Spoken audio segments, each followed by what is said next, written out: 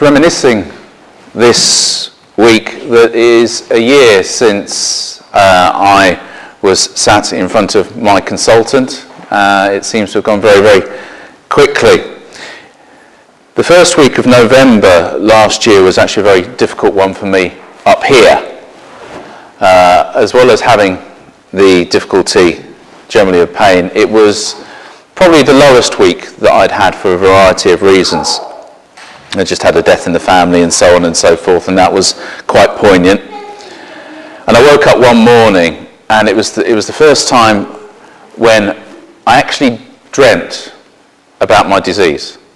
So I got up and I said to my wife, I can't even get away from the blasted thing in my dreams now.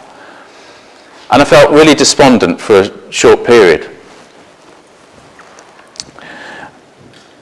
I go one of two ways with that. I either really take wallowing to its ultimate degree and really enjoy wallowing. But on this occasion, I thought, no, I'm going to give myself a kick up the backside and I'm going to walk it off.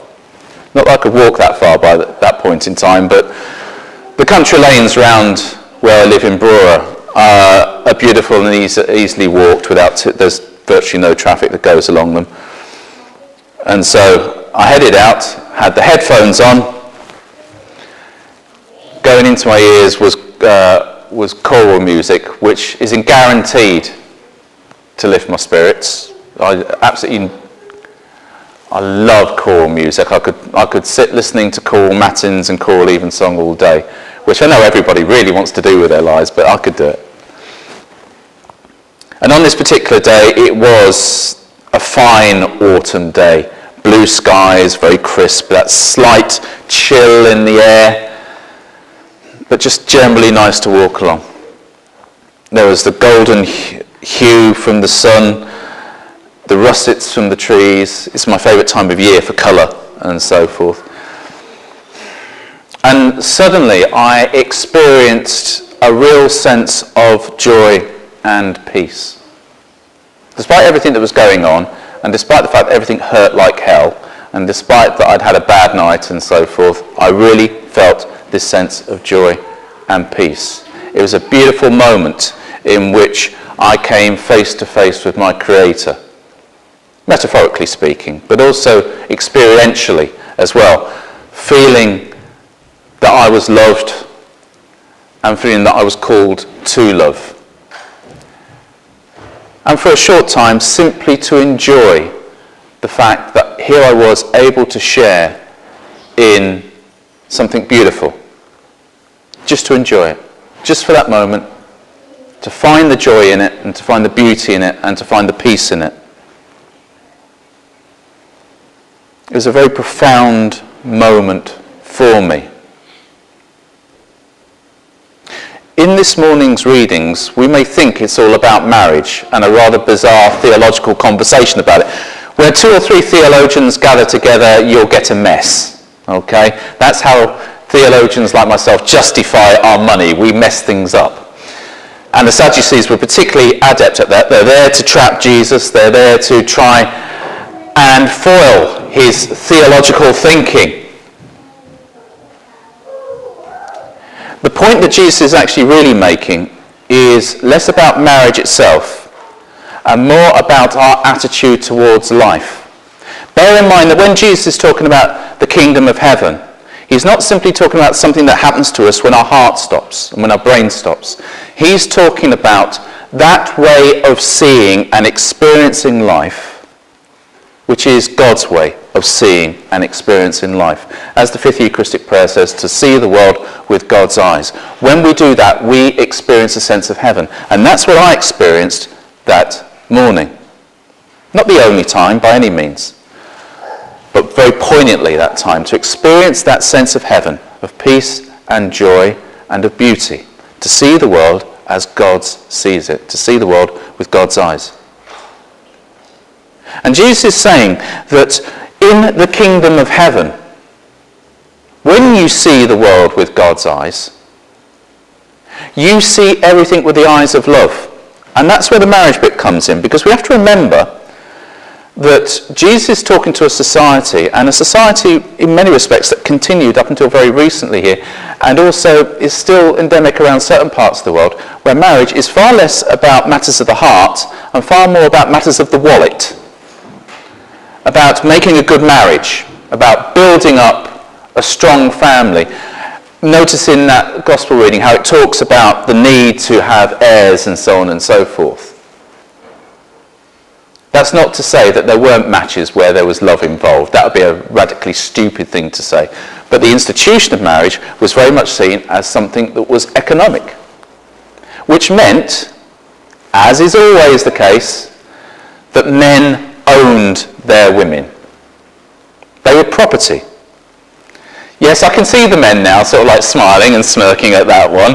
How things are changing. For the better, for the better.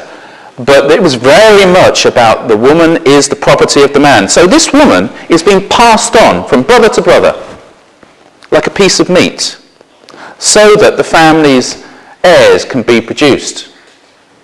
Therefore, in this situation, it isn't about love and seeing this precious creation of God with the eyes of God. It's actually seeing that person as a lump of meat to be used, and dare I say, abused, as the man would see fit.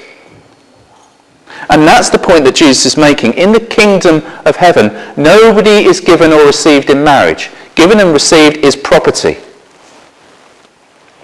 When somebody is given, I am giving my property over to you to receive.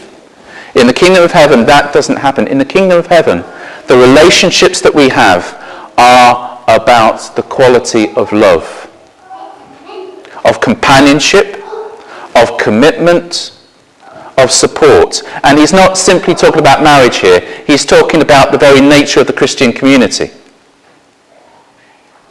That we honour one another and see them with God's eyes. That we look at them and recognise that inside each and every human being is the seed of the living God. The light that dwells within, as my Quaker friends would say. We look at another human being and refuse to see them as something that meets our needs, but sees them as ends in themselves, as lovable in themselves, as honourable in themselves, as worthy of love in themselves. How many times do we hear, if I meet the right person, they will make me happy? But let's think about that for a moment. That's actually a very abusive statement. Because you're laying the burden of your personal happiness upon another human being. They must do the things that make you happy. They must do the things that make sure that your day is going to be filled with joy and peace and contentment. And quite frankly, that's a nonsense. That's a form of ownership. You're taking ownership of them. You will give me what I need. Whereas instead of it being about you give me what I need so I can find peace, we find peace and contentment and joy and love in sharing lives together, in enjoying lives together. And that's a very different thing. That's not asking somebody to meet the needs of myself. That's actually saying we are going to share life together and support one another in each other's needs. Once again, it's not just about marriage. It's about the whole of the Christian community. It's about how we are with one another. That who we are in the church together isn't about, no, you scratch my back and I scratch yours. That's a property type of relationship. Instead, we are a community that refuses to dishonour the Christ-like within each and every one of us. We are a community that looks at another human being and says, there I see the seed of God dwelling. And I will love that person. And when I struggle with that person, I won't give up on them. I will honour them. I will forgive them. And that's a hard thing to do. It's a hard ask. It's asking us to be a community that doesn't bear grudges, because what are grudges? Grudges are those things which allow, and again, the other person to fill our needs. If I can feel angry at you for long enough, I will feel so much better, which of course is baloney. All it does is actually just make us feel even more angry half the time, and makes us a darker and less loving person. It doesn't necessarily need to be about human beings either. How many times do we say that our happiness, our peace, our contentment are going to come through the next best thing? I will be happy when I get that next stage of my career. I will be happy when I have the right house, whatever. I will be happy when I get this. I will be happy when I do that. Everybody is subject to this. What's one of my favourite things? I will be happy when I'm a real man of prayer. That sounds really pompous and pious, and it probably is. But that's the thing. I will be happy when. This is all nonsense. This is still looking at something external to make me happy. What makes me happy, or what should make me happy, is what's in my heart. That in each moment there's an opportunity to find joy and peace. And you have to work at it. You have to look for it. Because life is full of hardship and life is full of suffering, you have to look for it. This is not to say that you shouldn't have a career. Enjoy it. Be authentic and be the best you can possibly be. Don't be stuck in something that doesn't bring out your best qualities, because that's helpful neither to yourself nor anybody else. But to think that to get to the next step on the ladder you're suddenly going to be happy ain't going to happen. Instead, practice looking for joy. It is something we have to work at. Each morning now I go through a devotion which teaches me, even when I really don't feel like it, where I actually look at the world and say, thank you. I'll look outside the window and I will say thank you. It's a simple devotion, but it's the first thing of the day that orientates me to thinking in a joyful way about God, even when I'm not feeling particularly joyful. It teaches me to stop for a moment and see, actually there is that which is beautiful out there. And when I am really, really struggling, and I can't find it in myself, I have others around me who help me to do it, or do it for me, until I can do it for myself. And again, that's who we are as a Christian community. When a person that's part of our community can't find the joy, it is up to the rest of us to be there, to look for the seeds of joy in their lives, and to show them where that joyfulness is, where that peace is. The most attractive person is one who, even in the midst of suffering, can still find some joy. No matter how small, can say, that is a good thing. There's somebody I know who is an inspiration to me, because this person, every single day, despite difficulties and hardships, still gives thanks for the things that they perceive are good in their lives. And they find some peace in that. So when we can't do it individually, we become, as a community, the people who help one another look for peace, look for joy, look for hope, look for love. That is our purpose. And it is a grand purpose. And it's a beautiful purpose. And it is God's purpose. Because if we can do that with one another, that is our mission to the world. To show the world what it means to be a people of peace, to be a people of joy, to be a people that won't treat others as a means to our personal ends, nor treat objects as a way of trying to fulfill ourselves, but instead of being a people that day by day gives thanks for who we are and what we have. This Eucharist is the summation of that.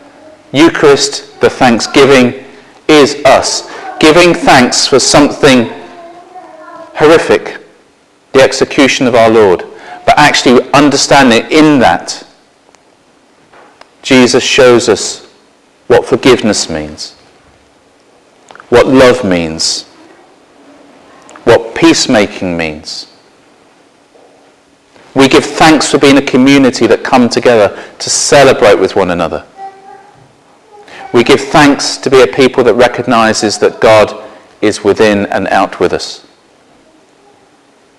So this morning as we take Eucharist together, let us recommit ourselves to treat ourselves with the respect and love that God offers us.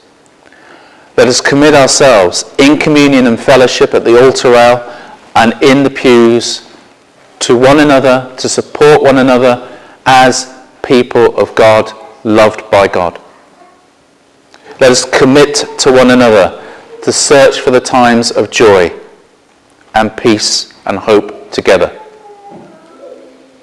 And when those whom we love can't find it for themselves, let us be the people alongside them that point the way. In the name of the Father, and of the Son, and of the Holy Spirit.